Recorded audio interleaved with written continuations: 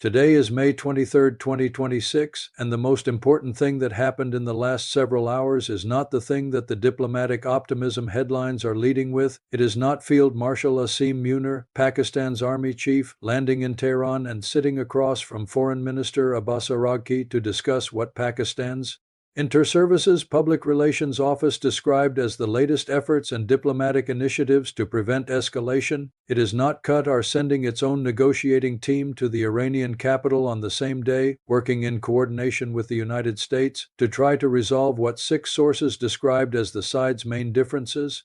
In a fragile ceasefire now entering its 7th week, it is not Secretary of State Marco Rubio standing before reporters and offering the diplomatic formulation that has become the signature language of every phase of this conflict's negotiating track: some progress, more work required. It is not Trump saying he is pretty impressed by Iran's negotiators while simultaneously making clear that we have to get the right answers to avoid a return to war. All of those developments matter. All of them represent the most intensive single-day diplomatic mobilization this conflict has produced since the Pakistani mediators brokered the original ceasefire on April 8. 2 countries sending senior officials to Tehran simultaneously, the American Secretary of State calibrating optimism in public, the Pakistani Prime Minister preparing to fly to Beijing on Saturday to brief Xi Jinping on a mediation effort whose outcome China has publicly staked its post-summit credibility on.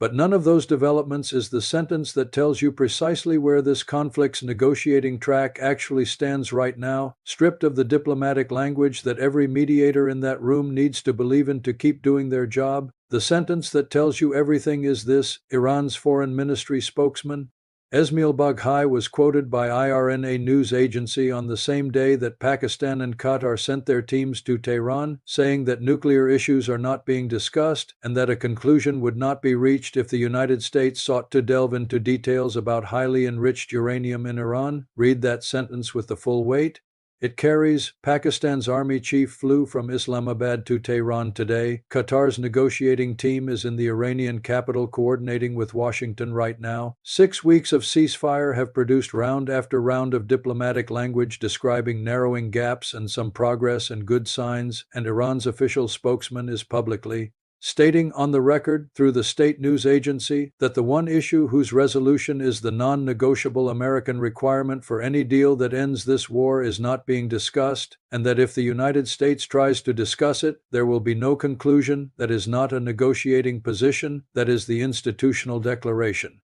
of a government telling every mediator sitting in its capital today exactly which door is locked from the inside and will remain locked regardless of who is standing in front of it asking politely for the key. But let's back all the way up, because to understand why Baghai's statement about enriched uranium is the most operationally significant single sentence produced by this conflict's diplomatic track in weeks, and why it tells you more about where this conflict goes next than anything Rubio said about some progress or anything Munir communicated to Araghchi in their Tehran meeting, you need to understand the specific arithmetic of what Iran is sitting on and why the IRG's institutional logic makes that arithmetic non-negotiable in a way that no Pakistani mediator and no Qatari negotiating team and no amount of diplomatic patience can change from the outside.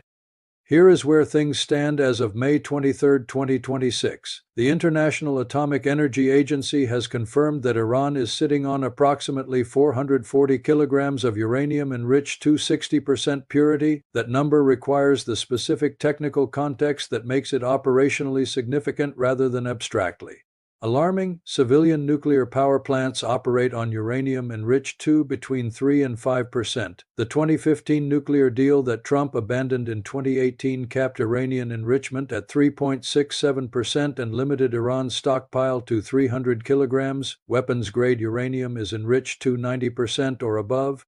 The specific technical distance between 60% enriched uranium and weapons-grade material is not years of work, it is not months of work, under the right industrial conditions, with the centrifuge cascades that Iran's underground facilities at Fordo and Natanz have been operating and partially rebuilding during the ceasefire. Period. The timeline from 60% to 90% is measured in weeks. For 40 kilograms at 60% enrichment is not a civilian nuclear program. There is no civilian nuclear application that requires uranium enriched to 60%. Iran's stated justification for enriching beyond civilian use levels has never been supported by a credible technical argument that connects that enrichment level to any legitimate energy program. The stockpile exists for one reason, that the technical specifications of its enrichment level make undeniable to anyone with access to the IAEA's confirmed numbers. It is the material foundation of a nuclear weapons breakout option that the IRG has been maintaining as its ultimate institutional deterrent since the conflict began, and that Baghai just publicly confirmed will not be discussed in the negotiating room that Pakistan and Qatar are currently sitting in.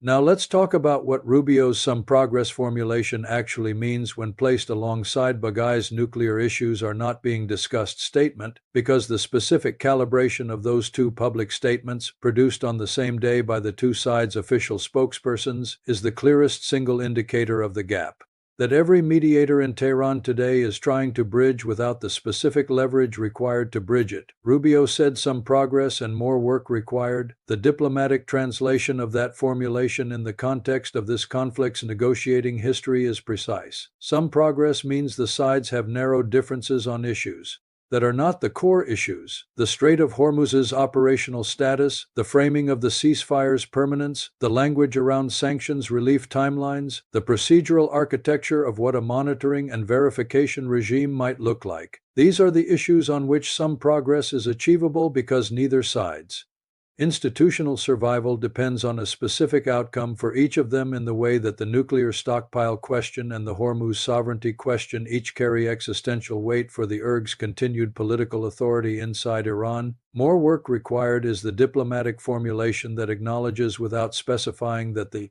issues where some progress has not been made are the issues where the work required is not additional rounds of mediated discussion. It is a fundamental change in one side's institutional position that no amount of work by mediators operating outside that institution can produce from the outside. Baghai's deep and significant differences characterization is the Iranian side's public confirmation that more work required is an understatement. Deep and significant is the language of a government that is not describing a negotiating gap that creative drafting can bridge. It is the language of a government describing the distance between two institutional positions that are incompatible, not because the drafting has not been creative enough, but because accepting the other side's core requirement would require the institution making the concession to answer the question that Vahidi Zerg command structure cannot answer in any post-war environment.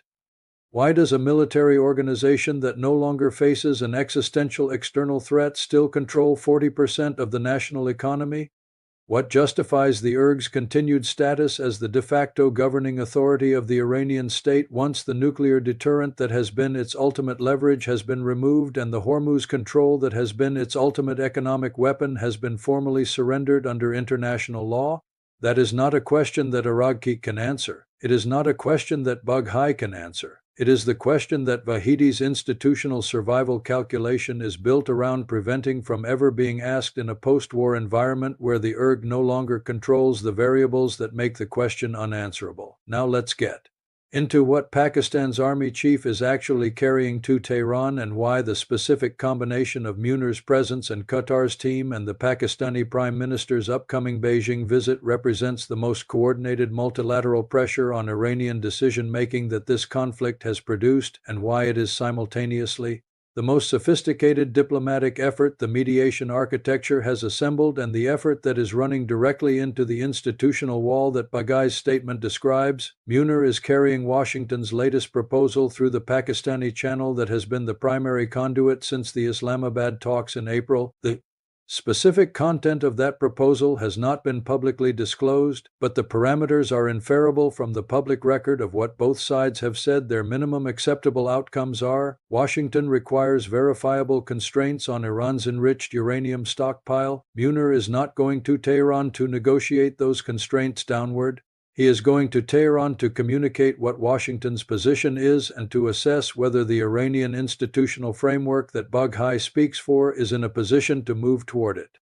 Baghai's answer, delivered publicly before Munir's plane landed, is that nuclear issues are not being discussed. That is not a communication to Munir, that is a communication to the domestic Iranian audience that the information blackout has isolated from the operational record of 84 days of conflict. It is the IRG's institutional assurance to its own soldiers, its own regional commanders, its own loyalists, and its own domestic constituency that the organization has not authorized its diplomatic representatives to enter the room where the nuclear stockpile is on the table as a negotiating item, that the 440 kilograms remain under IRG custody, that the breakout option remains intact, that the institution has not surrendered its ultimate deterrent regardless of what the mediators in the room are there to discuss. Qatar's presence in Tehran on the same day adds the specific dimension that the Qatari channel has been providing throughout this conflict's diplomatic track. Doha has maintained functional relationships with both Washington and Tehran simultaneously throughout 84 days of war. Its negotiating team arriving on the same day as Munir is the coordination architecture of a diplomatic effort that is trying to apply maximum simultaneous pressure on Iran's decision-making structure from multiple directions at once,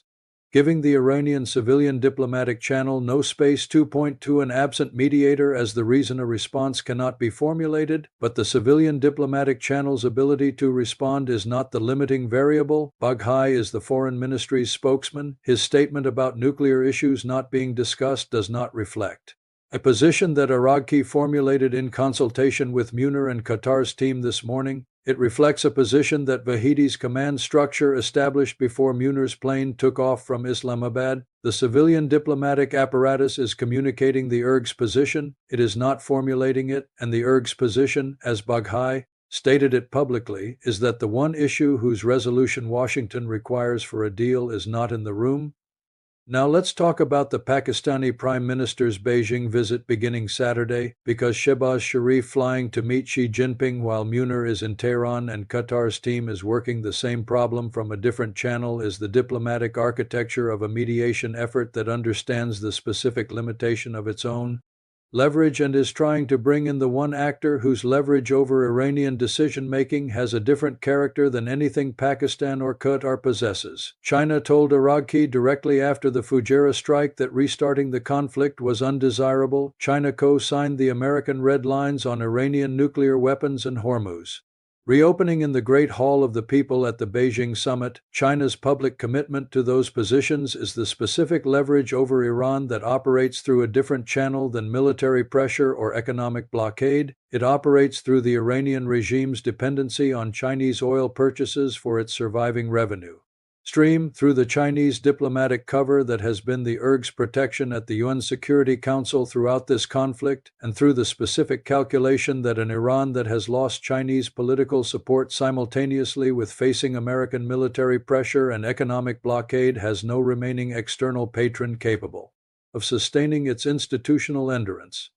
Sharif going to Beijing on Saturday is Pakistan asking China to operationalize that leverage in a form that reaches Vahidi's decision-making level rather than the civilian diplomatic level that Baghai speaks for. Whether Beijing is prepared to make that communication in specific and consequential terms rather than the general formulations that Chinese diplomatic language typically produces in sensitive bilateral situations is the question whose answer will determine whether the deep and significant differences that Baghai described this morning are still deep and significant a week from now. Here is the honest assessment of where this conflict stands on May 23, 2026, and what the specific combination of Pakistan, Qatar, Rubio's some progress, Baghai's deep and significant differences, and the nuclear issues are not being discussed statement tells you about what comes next. The mediators are doing everything the mediation architecture can do, two countries in Tehran simultaneously, a third coordinating from Beijing, the American Secretary of State calibrating optimism publicly to give the diplomatic track space to operate, Trump extending the military pause, describing himself as pretty impressed by Iran's negotiators, willing to wait a couple more days for the right answers, and Iran's official spokesman is telling every one of those actors on the record through the state news agency that the issue Washington needs resolved is not in the room, that if Washington tries to put it in the room, there will be no conclusion.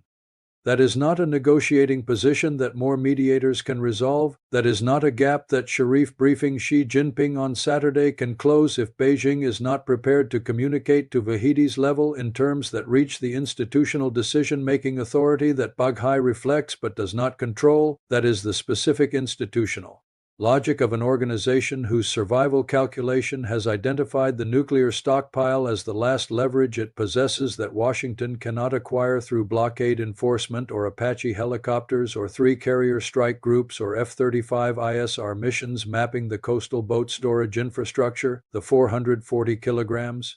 Are the IRG's last card? Baghai just confirmed publicly that the IRG is not putting its last card on the table. Every mediator in Tehran today walked into a room where the host government's official spokesman had already told the world which card would not be played before any of them sat down. Trump said he is willing to wait a couple of days for the right answers. The right answers require the IRG's institutional logic to change. Pakistan and Qatar cannot change the IRG's institutional logic from the outside. China's leverage is the only external variable that operates at the level where that logic is determined. Sharif's Beijing visit on Saturday is the bet that Chinese leverage will do what Pakistani mediation and Qatari coordination and American military posture have not yet done in 84 days of war and 7 weeks of ceasefire.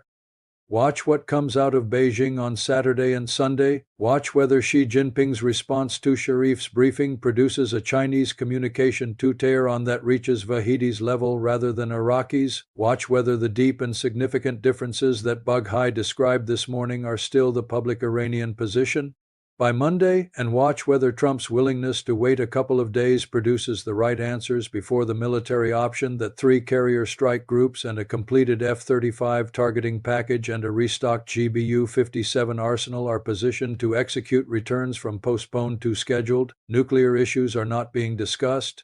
Pakistan's Army Chief is in Tehran. Qatar's team is working the same room. Rubio sees some progress. Baghai sees deep and significant differences. And the 440 kilograms are still in Iran under IRG custody at a purity level that is a short technical step from weapons grade. The mediators flew to Tehran today, the IRG told them. Before they landed, which door stays locked? The question that Beijing's response to Saturday's briefing answers is whether China has the key. Stay informed, stay ahead.